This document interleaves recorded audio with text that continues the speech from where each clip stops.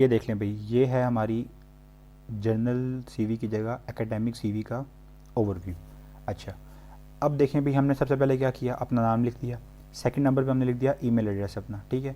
मैंने फिर पूछ के आप लोगों ने काइंडली इस तरह का अजीबोगरीब सा और बेवकूफ़ों की तरह का कोई ईमेल एड्रेस नहीं लिखना। मैंने आप लोगों को बताया आप लोग अपना नाम यूज़ करें। अगर आप इंजीनियर हैं तो आप इंजीनियर वहाज अब्बास जिस तरह नाम है ये यूज़ कर सकते हैं, ठीक है। या कोई भी जो प्रोफेशनली यूज़ हो, या आप शॉर्ट वर्ड यूज़ कर लें अपना नाम। फॉर एग्जांपल आपका नाम अब्दुल कयूम है तो आप लिख लें अब्दुल्ला, या इंजीनियर अब्दुल्ला लिख लें, ठीक।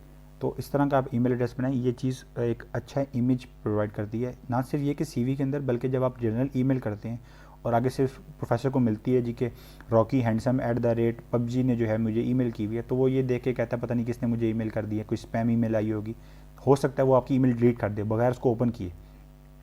तो काइंडली ये मिस्टेक मत कीजिएगा।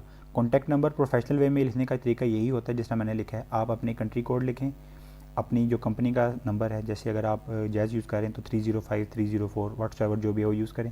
आगे 7 डिजिट जो आपका नंबर है वो लिख लें। एड्रेस आपका रेजिडेंशियल एड्रेस जो परमानेंट एड्रेस होता है आपका वो लिख लें। और वो क्यों लिखना था, पिक्चर के साथ हमने फॉर्मेटिंग को एडजस्ट करना था, इसलिए। आप लोग नहीं लिखना चाहते कोई इशू नहीं है। पिक्चर लगाना मेरे ओपिनियन में बहुत ज़रूरी है, प्रोफेसर को ये पता चल जाता है कि सामने वाला कौन है। लेकिन अगर आप नहीं लगाना चाहते कोई इशू नहीं है, ये कोई नेगेटिव इमेज नहीं प्रोवाइड करता। लेकिन काइंडली अगर आप पिक्चर लगाना चाहें तो वाइट या ब्लू बैकग्राउंड में लगाएं। कोई अपनी सेल्फ़ी और वो ग्लासेस पहन के कोई स्टाइलिश फ़ोटो जो है वो काइंडली मत लगाइएगा। ये टिकटॉक नहीं है, ये एकेडमिक कैरियर की बात है, तो यहाँ पे थोड़ा सीरियस होकर चलना है हमने। चलते हैं नेक्स्ट पॉइंट की तरफ जो कि था हमारा ऑब्जेक्टिव। अब इस ऑब्जेक्टिव को आप कंपैरिजन कीजिएगा दूसरे ऑब्जेक्टिव के साथ। यहाँ पे मैं क्या लिख रहा हूँ, become a good researcher in my field by working with world renowned researcher as well as in their respective lab, ठीक। अब यहाँ पे देखें मैं कह रहा हूँ मैं गुड रिसर्चर बनना चाह रहा हूँ, किस में, अपनी फील्ड के अंदर। और किस तरह बनूंगा, जो दुनिया में रिसर्चर्स काम कर रहे हैं मैं उनके साथ काम करके एक अच्छा रिसर्चर बनूंगा। तो ये बातें सारी इस बात को शो कर रही हैं कि मेरे अंदर पोटेंशियल है, या मेरा जो ऑब्जेक्टिव हकीकी है वो ये है कि एक अच्छा रिसर्चर बन सकूं। और प्रोफेसर की डिमांड भी यही है कि आपके अंदर पोटेंशियल हो कि आप एक अच्छा रिसर्चर बनना चाहते हैं। तो मैंने ऑब्जेक्टिव जो है अपना बड़ा क्लियर कट लिखा और वैसा लिखा जैसे प्रोफेसर की डिमांड थी, तो ऑटोमेटिकली ये चीज़ मेरा पॉजिटिव इमेज क्रिएट करेगी। अब आगे जितनी भी सीवी हमने बनानी है वो इस ऑब्जेक्टिव को डिफेंड करने के लिए बनानी है। जो ऑब्जेक्टिव मैंने यहाँ पे लिख दिया है, आगे मेरी सारी जो सीवी है वो बेसिकली इस बात को प्रूव कर रही हो कि वाकई मैं एक अच्छा रिसर्चर बनना चाह रहा हूँ। तो मेरे अंदर उसको या एक अच्छा रिसर्चर बनने की एबिलिटीज़ भी हैं। अगर आप एबिलिटी शो करने में नाकाम हो जाएंगे तो ये बात आपकी झूठी हो जाएगी, यानी कि आपने जो बातें सारी की हैं उनका कोई एतबार नहीं है। मोस्ट प्रोबेबली प्रोफेसर आपकी सीवी को देख के आपको रिजेक्ट कर दे इसी बेस के ऊपर, वो आपको ईमेल तक करना गवारा ना करे। तो काइंडली ये मिस्टेक मत कीजिएगा। ऑब्जेक्टिव को नीचे डिफेंड कैसे करना है इंशाल्लाह अभी हम आगे देखते हैं जी। ऑब्जेक्टिव को डिफेंड करने के लिए सबसे पहले मैंने बात लिखी रिसर्च इंटरेस्ट, ठीक है। मैंने रिसर्च इंटरेस्ट बता के ये कर दिया कि जी मैं जो रिसर्च करना चाह रहा हूँ टॉपिक्स में, या मैं जो कर रहा हूँ वो इन टॉपिक्स के ऊपर है। जैसे मेरी एंटीना डिज़ाइनिंग क्योंकि अपनी फील्ड है पर्सनल, तो मैंने लिख दिया मेरा मिनिचराइज्ड एंड रिकन्फिगरेबल एंटीना डिज़ाइनिंग के ऊपर मेरा रिसर्च का इंटरेस्ट है, कि मैं चाहता हूँ कि मैं इन फील्ड के ऊपर काम करूँ। तो ये बात बेसिकली आपकी become a good researcher in my field की बात को जस्टिसिफाई कर रही है या उसको सपोर्ट कर रही है। तो सबसे पहले ऊपर आपने रिसर्च इंटरेस्ट लिख दिया। सेकंड नंबर के ऊपर क्योंकि आप रिसर्च पोजीशन के लिए अप्लाई कर रहे हैं, तो रिसर्च पोजीशन के लिए आपका कोई रिसर्च इंटरेस्ट होना चाहिए ना। ये तो नहीं होगा कि आप बिल्कुल न्यू फील्ड में आके काम करेंगे, ठीक है। तो ये सारी बातें पहले लिखने का मकसद यही, प्रोफेसर को ये बात शो हो कि आपके अंदर कैलिबर है कि आप एक अच्छे रिसर्चर बन सकते हो और उसकी लैब में एक एज अ रिसर्च स्टूडेंट काम कर सकते हो। नंबर थर्ड के ऊपर मैंने अपने बैकग्राउंड में जो भी रिसर्च से रिलेटेड काम किया था उसको डिफाइन करना है। अगर आप लोगों के पास पब्लिकेशंस हैं तो वो भी रिसर्च वर्क का प्रॉबेबली हिस्सा होंगी, बल्कि ज़रूरी हिस्सा होंगी। नंबर सेकंड के ऊपर आपके एजुकेशनल प्रोजेक्ट जो कि बहुत इंपॉर्टेंट होते हैं अगर आपने किए हुए हैं एक्चुअल में, जिसमें आपका FIP आ जाएगा, या आपके कोई सेमेस्टर प्रोजेक्ट ऐसे हों जो आपकी फील्ड से रिलेटेड हों। इवन अगर रिलेटेड नहीं है तो भी आप उनको लिख सकते हैं, लेकिन वो किस तरह लिखने हैं वो इंशाल्लाह भी आगे देखेंगे हम। बहरहाल आपका FIP जो है उसको आप लाजमी रिसर्च वर्क की डोमेन के अंदर लिखा करें, ठीक है। क्योंकि वो आपको ये बताएगा कि भाई आपने जब FIP किया तो आपके माइंड में जो उसका अचीवमेंट थी या जो चीज़ थी वो ये थी कि मैं रिसर्च करने को सीख सकूं। मैंने यहाँ पे अपना एजुकेशनल प्रोजेक्ट में जो किया था वो था antenna design for 5G cellular devices. मैंने नीचे लिख दिया कि मेरा फाइनल ईयर प्रोजेक्ट था। आगे 4 से 5 लाइनों के अंदर मैंने एक छोटी सी समरी लिख दी। देखिए antenna design for 5G cellular devices जो है, एंटीना किसी भी टाइप का हो सकता है, वो किसी तरह से भी फ़ोन के साथ हम कर सकते हैं, लेकिन ऑब्जेक्टिव में यहाँ पे आपने अपनी जो टाइटल है उसको थोड़ा सा एक्सप्लेन कर देना है। ठीक है, आपने वो टेक्निक्स और टिप्स नहीं बतानी कि आपने क्या किया, बल्कि नहीं, थोड़ी सी एक्सप्लेनेशन देने का मकसद ये होता है कि प्रोफेसर को ये बात समझ आ सके जो आपने प्रोजेक्ट डिज़ाइन किया है उसमें एक्चुअल क्या काम किया आपने, या आपने क्या अचीवमेंट उससे की है, तो उसको एक्सप्लेन करना आपने 3 से 4 लाइन्स के अंदर मैक्सिमम इसको डिस्क्राइब कर दें। इससे ज़्यादा की ज़रूरत बिल्कुल नहीं होती, और काइंडली प्रिसाइज वर्ड्स में प्रिसाइज लैंग्वेज यूज़ करके इसको कंप्लीट करना है आपने। उसके अलावा हमने एक एनालिटिकल स्टडी की थी, तो मैंने उसकी डिटेल जो है वो भी यहाँ पे लिख दी है, जो कि रिलेटेड हैं मेरे आगे प्रोजेक्ट के हवाले से। ठीक है, और आप इसको देख सकते हैं। अब इसके एंड पे मैंने एक स्पेशल लाइन लिखी है। ये बात चीज़ के अंदर थोड़ी सी अट्रैक्शन या थोड़ी सी क्या कहते हैं उसे, आई कैचर होती है। अब क्यों होती है वो देख लें आप। It also helps me giving idea of my FIP and future research work. मैंने उस काम को यूज़ किया है किस लिए, अपने FIP के लिए। ठीक है, नंबर 2 के ऊपर जो फ्यूचर रिसर्च वर्क थी उसके लिए किया है। अगर आपने कोई इस तरह का प्रोजेक्ट नहीं किया जो आपके FIP से रिलेटेड है, तो आप अपने FIP के एंड पे ये बात लिख सकते हैं कि इस FIP ने हेल्प किया है मुझे कि मैं अपनी फ्यूचर रिसर्च जो डायरेक्शन है उसको मैं क्या कहते हैं फाइनलाइज कर सकूं। ठीक है, लेकिन अगर फॉर एग्जांपल आपका काम जो है वो रोबोटिक्स के ऊपर है और आप आगे जाके काम करना चाह रहे हो रिन्यूएबल एनर्जी के ऊपर, तो भाई प्लीज़ हाथ जोड़ के विनती है आपसे कि काइंडली ये स्टेटमेंट मत यूज़ कीजिएगा। ये नंबर फर्स्ट हेडिंग आ गई रिसर्च वर्क के अंदर एजुकेशनल प्रोजेक्ट की। सेकंड नंबर के ऊपर आ जाएगी पब्लिश्ड वर्क की। अगर आपका कोई भी पेपर जो है वो पब्लिश हो चुके हैं, चाहे वो कॉन्फ्रेंस है चाहे वो कोई जर्नल है, तो आप यहाँ पे लिखेंगे। इवन अगर आपका पेपर जो है वो इस वक्त फाइनलाइज होकर सबमिट हो चुका है, तो भाई प्लीज़ उसको भी यहाँ पे मेंशन कीजिएगा। और इवन अगर आप किसी पेपर है जिस पे आप काम कर रहे हो, तो काइंडली आप उसका टाइटल मेंशन करके नीचे लिख दीजिएगा 1-2 लाइनों के अंदर कि मैं इस पेपर पे काम कर रहा हूँ अपने कोलीग के साथ, अपने सुपरवाइज़र के साथ।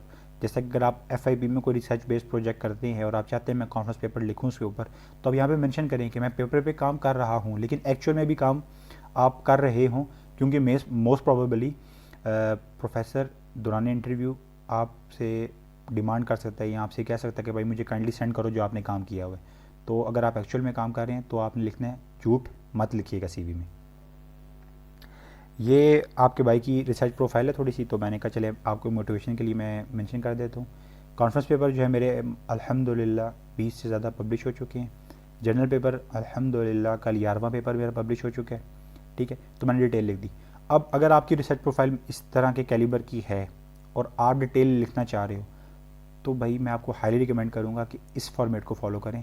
ये गलती मत कीजिएगा कि 20 कॉन्फ्रेंस पेपर लिख दें। अगर 20 कॉन्फ्रेंस पेपर की डिटेल यहाँ पे आप लिखेंगे 2-2 लाइनों के अंदर, जिस तरह मैंने नीचे जर्नल पेपर की लिखी हुई है, तो आपके तो 3-4 पेजेस की CV में सिर्फ कॉन्फ्रेंस पेपर ही लिखे होंगे, तो ये बहुत बुरा इमेज क्रिएट करती है। आपने 2 से 3 पेजेस के अंदर अपनी CV को समराइज़ करना है।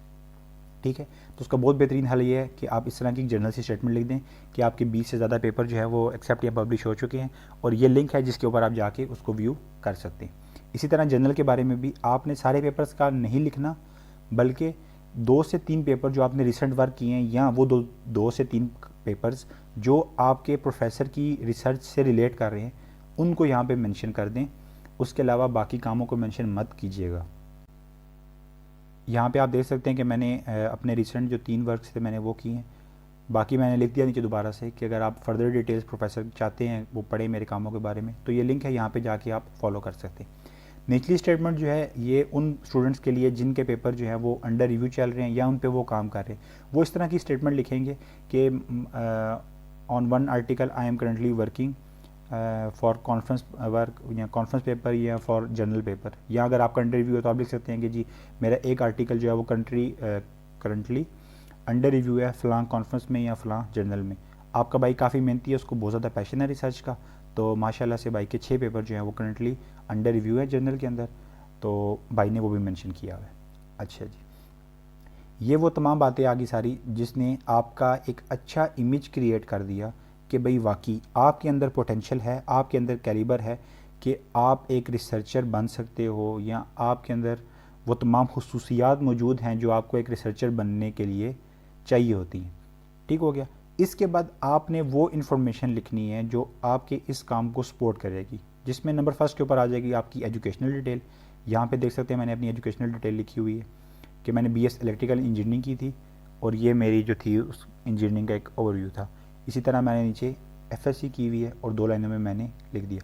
देखें, एक बात याद रखिएगा, आप अपनी इंजीनियरिंग के टाइटल से सब कुछ नहीं बता सकते, तो बेहतर है कि आप 2 से 3 लाइनों के अंदर उसकी छोटी सी समरी दे दें कि आपने 4 साल में जो सीखा उसका मेन ऑब्जेक्टिव क्या था। यहाँ पे मैंने लिख दिया।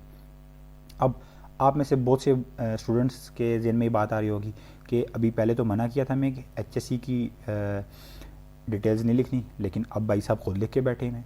तो मेरे भाइयों, मैंने आपको पहले कहा था कि मैं गलतियाँ करता रहा हूँ, ये सीवी मेरी थोड़ी सी पुरानी है, तो भाई इसके अंदर ये मिस्टेक आपको नज़र आ रही हैं। लेकिन प्लीज़ अगर आप इतना कुछ रिसर्च पोटेंशियल बता चुके हो अपने ऊपर, तो ये मत लिखिएगा। देखो, लिखने से आपका कोई गुनाह नहीं होगा, ना आप रिजेक्ट हो जाओगे, लेकिन सीवी को एज़ शॉर्ट एज़ पॉसिबल हम लिखते हैं, लेकिन ब्रीफ करना होता है हमने। तो मैं आपको रिकमेंड करूँगा ना लिखें। लिख लेंगे भाई तो कोई मसला नहीं है, लेकिन प्लीज़ मैट्रिक की डिटेल मत लिखिएगा। अपने 8th क्लास में आपने टॉपर थे या आप 7th क्लास में जो थे वो फेल हुए थे, प्रोफेसर को उन बातों से कोई गर्ज नहीं है। उसके बाद मैंने स्किल एंड एक्सपर्टीज़ जो थी अपनी वो लिख दी। मैंने यहाँ पे भी डिफरेंट पॉइंट्स बनाए हैं, हर एक काम से रिलेटेड जो है मैंने चीज़ों को अलग अलग लिखा है। फॉर एग्जांपल नेटवर्क टूल्स और प्रोग्रामिंग स्किल्स थी, उनके अंदर मैंने लिख दिया कि मुझे कौन कौन सी चीज़ें आती थी। यहाँ पे मैंने फिर एक ब्लंडर मारा हुआ है जो कि मैंने आपको मना किया था कि आप मत मारिएगा। वो पॉइंट नंबर 3 है, expert level skills on Microsoft office. मेरे भाइयों और मेरी बहनों, जिस सदी में आप जी रहे हो, इसमें MS वर्ड पे काम करना, MS एक्सेल पे काम करना, MX और MS पावर पॉइंट पे काम करना जो है वो कोई भी बड़ी अचीवमेंट नहीं है। तो काइंडली इसको अवॉइड करें, मत लिखिएगा। ये आपको दिखाने के लिए जानबूझ के मैंने यहाँ पे लिखी है कि ये मिस्टेक आप करेंगे, तो काइंडली इसको अवॉइड कीजिएगा। नंबर 2 के ऊपर अचीवमेंट मेंशन की हुई मैंने। आपके भाई को ICT स्कॉलरशिप मिला था, उसके बाद आपके भाई के FYP के लिए फ़ंड भी अप्रूव हुए थे, मैंने अचीवमेंट लिखी। आपकी अचीवमेंट्स में यहाँ पे ये हो सकता है कि आपने अपनी बैचलर स्टडी स्कॉलरशिप पे की, आपको 4 सेमेस्टर्स में गोल्ड मेडल मिला, या आपको टॉपर रहे हैं आपने यूनिवर्सिटी से गोल्ड मेडल लिया, आपने सिल्वर मेडल लिया, व्हाट्सएवर जो भी आपकी अचीवमेंट है रिलेट कर रही है आपकी एकेडमिक से बैचलर्स या मास्टर्स के अंदर, काइंडली वो यहाँ पे मेंशन लाजमी कीजिएगा। नंबर 3 के ऊपर आ गया team leadership skills and community work. यहाँ पे ये चीज़ें मेंशन करना क्यों ज़रूरी है? मेंशन करना इसलिए ज़रूरी है कि ये सारी बातें आपका एक अच्छा इमेज बनाती हैं। देखिए, लैब के अंदर आपने सिर्फ प्रोजेक्ट पे काम नहीं करना, ठीक है। हो सकता है आप प्रोफेसर जो है वो आपको इंडिविजुअल काम दे दे, हो सकता है वो एक इंडिविजुअल काम दे, एक काम आपका टीम में दे दे। तो आप यहाँ पे टीम लीडरशिप स्किल्स के अंदर बता रहे हो कि मैं एक टीम के साथ भी काम कर सकता हूँ, प्लस कम्युनिटी वर्क आपका ये बता रहा है कि आप वॉलंटियरली कंट्रीब्यूशन करने के लिए भी तैयार हो, यानी कि आप अपने लैब मेट्स को सपोर्ट भी करोगे, ठीक है। तो बेसिकली आप इस बात को देखो, ये आपका इस बात का इमेज या पॉजिटिव इमेज बना रहा है कि आप प्रोफेसर का जो बर्डन है वो शेयर करने के लिए तैयार हो, बजाय इसके कि स्टूडेंट हर एक बात के लिए प्रोफेसर के पास जाएं।